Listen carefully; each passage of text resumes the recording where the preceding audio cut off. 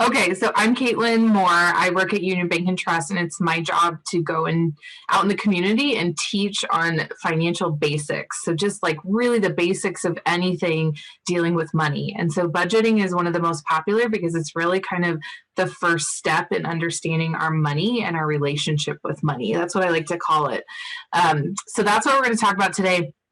I am going to try to go as fast as I can so you all could get off early, but also I'm going to make it really basic because I understand y'all are in high school, so it's a little bit different where you're not dealing with a ton of bills or large amounts of cash flow, and maybe you are, but I'm going to try to make it as basic as possible just so that we understand the basics. So feel free to ask questions along the way if you have them. I will pause for questions, but feel free to ask. So to start off with, let's answer the question, what is a budget?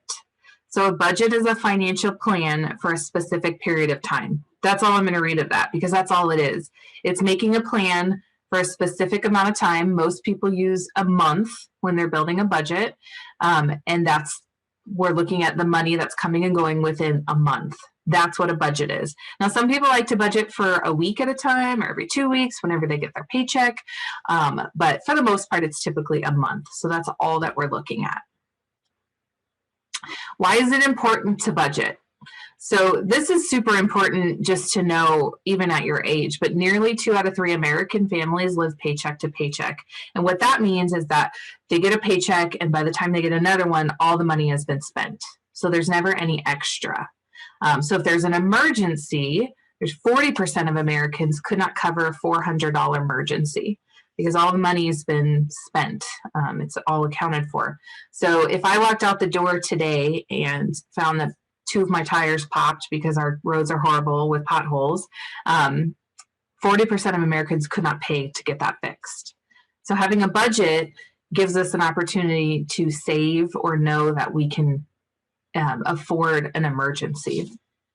And then the APA, which is the American Psychological Association, they're the ones that do all the psychological research, reported that the number one stressor in households is money. So a lot of people have a lot of stress in their life, and if they really looked at what was the core issue, it's oftentimes money. We just don't always know that.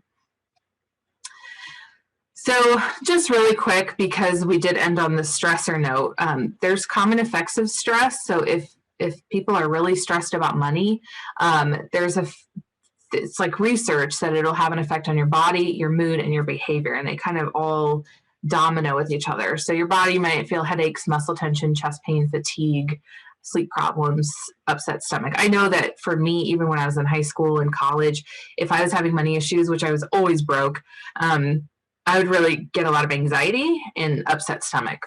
That was just a reaction that I had. And then on my mood, so the anxiety, restlessness, irritability, or anger, sadness, or depression, that came with it.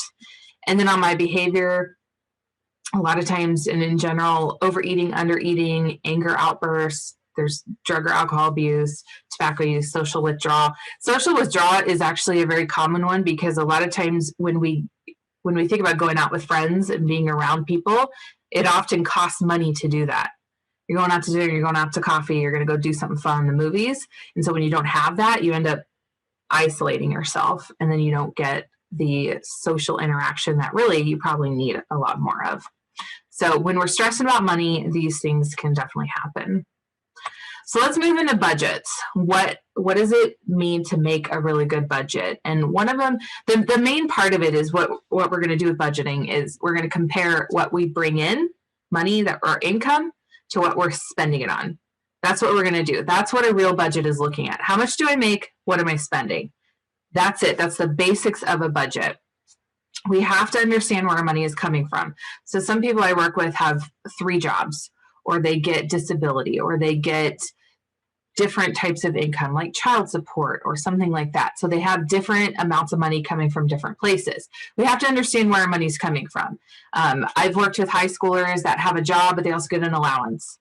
So they have 2 sources of income, things like that. So we have to account for where is our money coming from, and then where is it going? What do we spend our money on? This is the biggest eye-opener for people when they start documenting this stuff, when they start writing it down.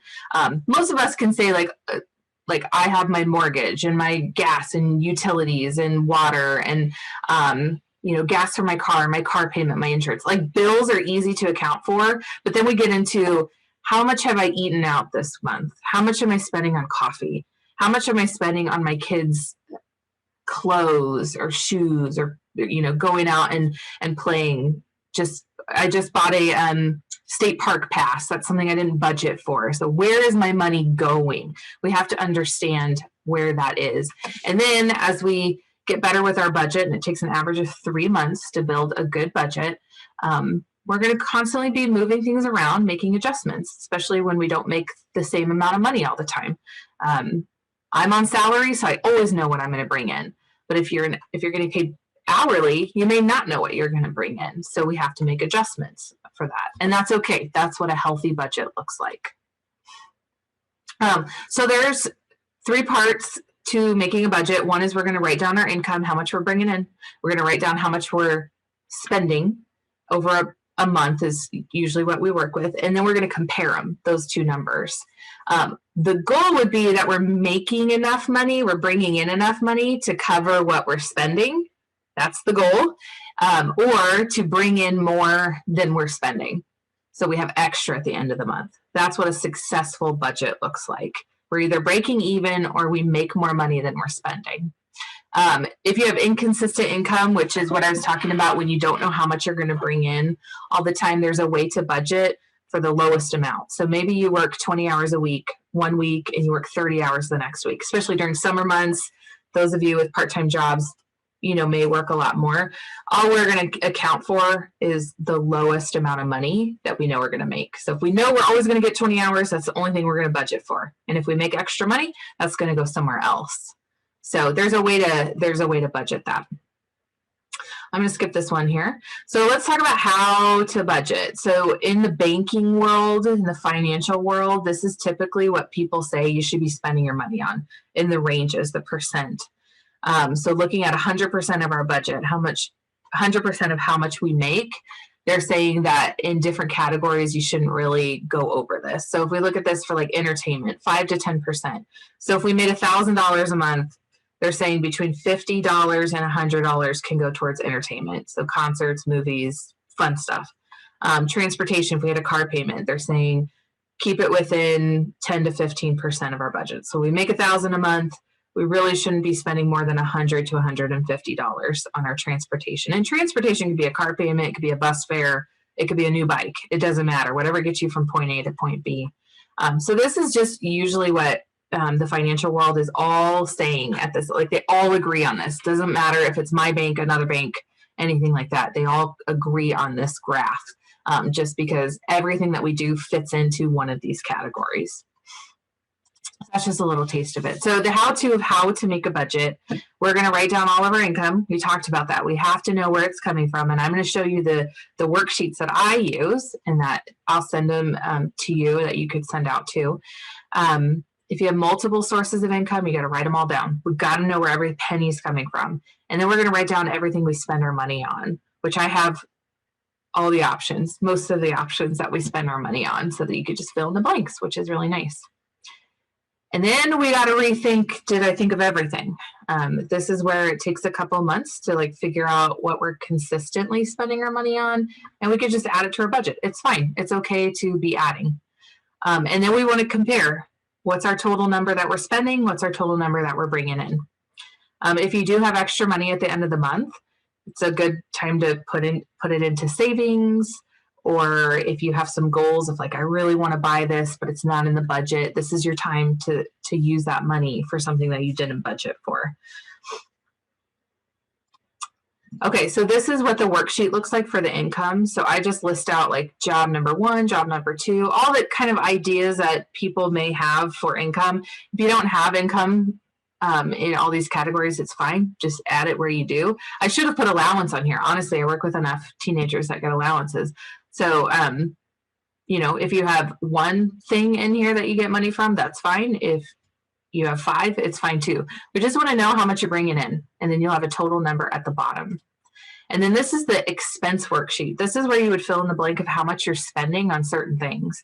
Now, for your age, you probably don't have barely any of these expenses. You may have just a couple, and you may have expenses that are not on here. But we have things like your phone bill and how much grocery money or dining out. So this is eating out, because those are two different things when it comes to a budget. How much you spend at the grocery store and how much you spend on eating out.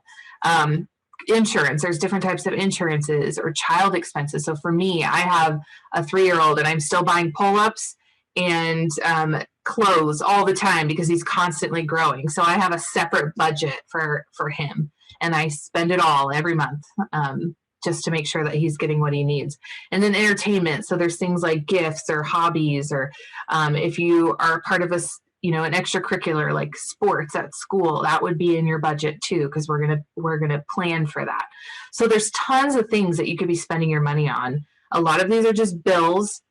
So like I know what my bills are going to be, but I don't know how much money I'm going to spend on eating out. And so that's why if we could put down what we are spending, we can make adjustments. So if I met someone today, I'm not lying to you. She told me she spends $600 a month on eating out. $600, which is a huge amount of money for just eating out. This is not her grocery budget. And so she definitely spent more money every month than she made. And so we have to go back in and lower the amount of money that she's allowed to spend eating out. She needs to cut that down because she doesn't make enough to afford that. So that's where, once we know what we're spending, how can we make adjustments to make sure we can afford what we're spending? So the first step is just to write down the reality of what you're spending every month, and then you can make cuts where you need to, if you need to. Comparing your income to your expenses, this is what I was talking about. The goal would be that you're at least breaking even. You're making enough money that what you're spending every month, it breaks even. Even if you have nothing left in your bank account, at least you're breaking even. The next step would be that you make more money than you spend. And that's a really good place to be, because then you can create savings and you can create goals that your extra money is helping you accomplish. And that's always the goal. Maybe you got to save for school, for college coming up, or you want a new car or something like that. Like, earning more money than you're spending is how you reach those goals. And then there are times when you look at how much you're bringing in, how much you make, and it's way less than how much you're spending. So you got to make cutbacks, because we can't afford to spend money we don't have. So we have to make adjustments in our budget. Once we make a budget, which I like to make people do it on paper, there's something about writing things in that it locks into your brain better. But then I always suggest using an app. There's really great free apps out there. I get the question all the time, should high schoolers be budgeting? And the answer is yes, absolutely. Get in the habit now. Even if you only get an allowance or you're working part-time, get in the habit of doing it now, because it will be way easier as an adult. If you know how to budget as a high schooler, you will know how to budget as an adult. And there's apps to help you do that. I'm a big fan of Every Dollar. It's free. I put in my budget, all those categories, how much I plan on spending that month, and then it carries over every month. So I don't have to write it in. I could go in there and make adjustments. So if my water bill went down, sure, I could put that in there. But also when I spend the money, I can go in my app and say, I spent $50 on my water bill, and it will tell me how much I have left over. So they make it really easy to find a really great app that is super easy to use. So even if you don't make a whole lot of money, if you're just starting out with your first job, second job, maybe you're going to be doing a part-time job during the summer, learn how to budget. It's very easy. And then you get in the habit of knowing, well, I only made this much money, so I only have this much money to spend. And you'll be in a really good mindset. And you'll be a lot more successful with your money as you get older. I do have a lot of questions that I get. So I don't have a job. Should I still budget? And this is a lot of our younger people like you that are asking these questions. So they don't have a job, but maybe they get the allowance. Yeah, budget with your allowance. If you have responsibilities that you have to use your money for, that's a good reason to budget. I have inconsistent income. Should I still budget? So this is like, for example, if you're a server at a restaurant, you don't really know how much you're going to bring in, right? We get tips all the time. We have no idea.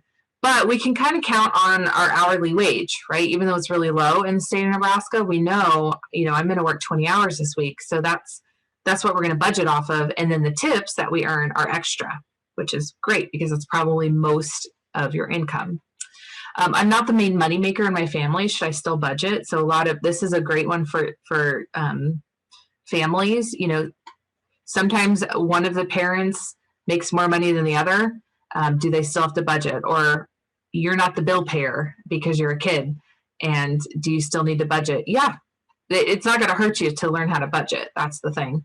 I'm only in high school. Should I budget? Yes, learn it now. I don't have many bills. I make more than I spend. I already know that I make more money than I'm spending every month. Should I budget? Yes. This is the time to learn how to budget, because you want to keep account of the fact that you make more money. You want to know where that's going if you do want to spend it. You want to know how much you have left over. You want to know how much you do spend with your money. So if you make more money than you're spending, it's a great, great opportunity to learn how to budget. So that's the end of mine. So is there questions that anybody has? This is like part one of budgeting. There's so much more to budgeting, but that's the easiest way to know how to budget is write down your income, write down how much you spend, and compare those. And if you don't make enough money, then you got to cut back on what you're spending. If you do make a lot more money, save it, write down your goals. What am I saving for? What do I want in the future? Things like that. This is a good time to learn how to do it when you're young, especially if you don't have any debt. Learn to not get into debt, things like that. So any questions? I have a question. Yeah. For unexpected crises and stuff, Mm-hmm. how do you budget those things, or what do you suggest? Yeah. So I am a big fan of having an emergency fund. And what that is typically for adults, you look at your deductible on your car insurance, which I always suggest being $1,000. And then you save $1,000. You put it somewhere where you just forget about it, and then it's there for an emergency.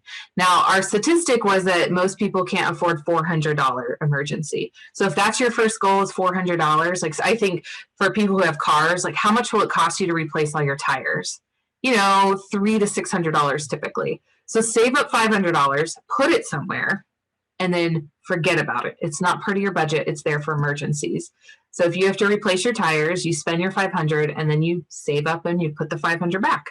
And it's kind of like this revolving door of this is emergency money. I don't have it in my budget. So I'm going to use part of this, but I'm going to put it back. Now, the more intricate you get with your budget, I'm a big fan of people saving proactively, ahead of time for car maintenance, for the tire that they need to replace, or the windshield they have to replace, or for car registration. We always forget about that. It's once a year. So save a little bit every month so that we have that ahead of time, but sometimes we don't get there fast enough. And so we got to dip into our emergency savings. So yeah, I always suggest once you have your budget and you know how much money you're bringing in extra, put that in savings until you reach your goal. $500, $1,000, and then cut that off and just save otherwise. So that's how most people deal with emergency savings for unexpected emergencies. Does that answer your question? Yeah, that makes a lot of sense. Okay, great. All right, well, that's all I have for you. So I will definitely get this up on YouTube and send you the link. But I could talk all day on budgeting. So if anybody ever has a question, especially being a young person, let me know. I'm happy to answer it. Yeah, definitely. And if you, maybe Ann or Bree, if you have any other questions, I can always relay those questions to Kate. Yeah, perfect. All right. Well, thank you everyone for showing up. I appreciate it.